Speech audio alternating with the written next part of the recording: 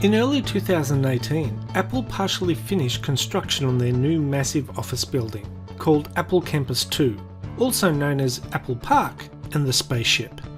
It was a project started by Apple founder Steve Jobs back in 2006.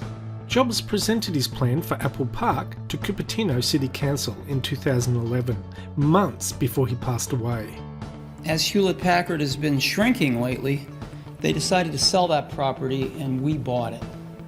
And we've come up with a design that puts 12,000 people in one building. Cupertino approved it in October 2013 and construction started in late 2013. The land cost an estimated $160 million in 2011. The original planned budget for Apple Campus was about $3 billion. However, in 2013, the total cost was estimated to be closer to $5 billion.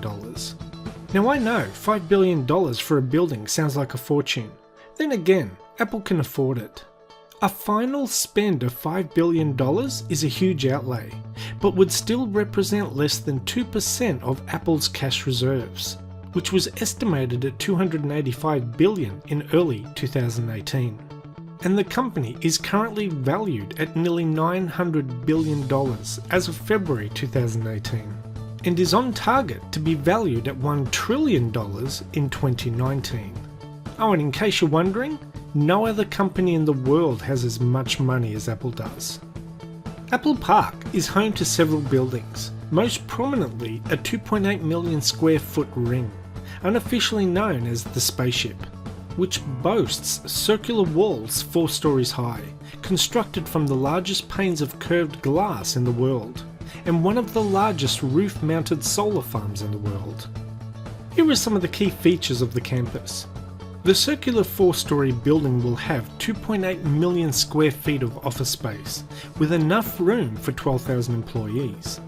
The campus is one of the most energy efficient buildings in the world and is powered by 100% renewable energy from 17 megawatts of rooftop solar panels.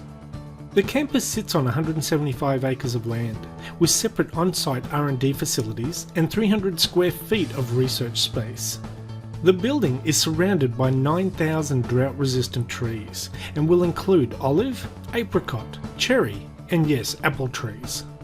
There will be jogging and cycling trails, with more than 1,000 bikes kept on site at all times, which staff can use to make their way around. The building is clad entirely in the world's largest panels of curved glass, and has about 3,000 glass panels throughout the whole building. The Spaceship has 360 degrees curved glass fronted walls and central courtyard, overlooking a landscape park area on the inside ring. There is underground parking hidden from view, meaning 80% of the site can be covered in trees. The building stays eco-friendly with natural ventilation that works instead of air conditioning for 70% of the year, and has low energy LED lighting where natural light doesn't reach. There's an orchard, meadow and pond within the ring's interior grounds, and the parkland has 3.2 kilometers of walking and running paths for Apple staff.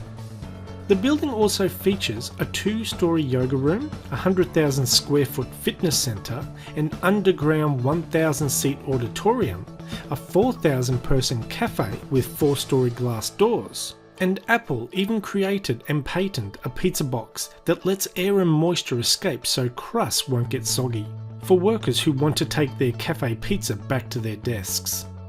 The company's new 175-acre campus is 1 mile in circumference, with a diameter of 461 metres, and can house 12,000 employees.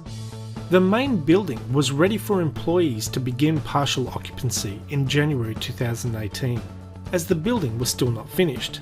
The process of moving more than 12,000 people was estimated to take over 6 months. Since employees have been able to move in and start working in the building, a couple of big design issues have popped up, such as one of the features of the building was about 3,000 panels of floor-to-ceiling glass. All that glass may let in a lot of light and save on energy, but it appears Apple employees have been injuring themselves after walking into glass walls and doors. It has been reported that 3 Apple employees dialed 911 after walking into glass panels and injuring themselves. Another issue is, with so many employees working in one building, Apple opted to move away from individual offices to an open plan floor design. This open plan layout is used in much of the building, with most employees situated around large tables instead of separated into individual offices or cubicles. This layout is intended to promote collaboration, but it hasn't gone down well with everyone. Apple employees are unhappy and reluctant to accept the working conditions on the campus. It has apparently angered some of the company's engineers and developers, who are used to private offices or cubicles.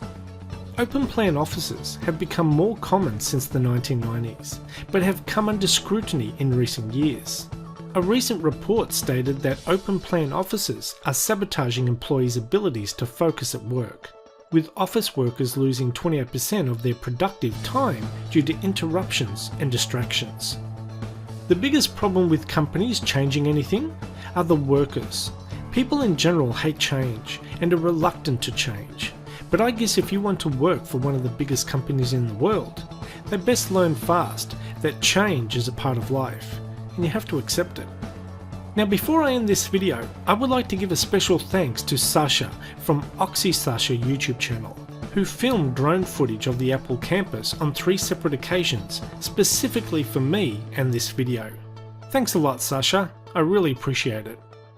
Anyway, that's the end of this video. Thanks for watching, and we'll see you next time. Bye bye.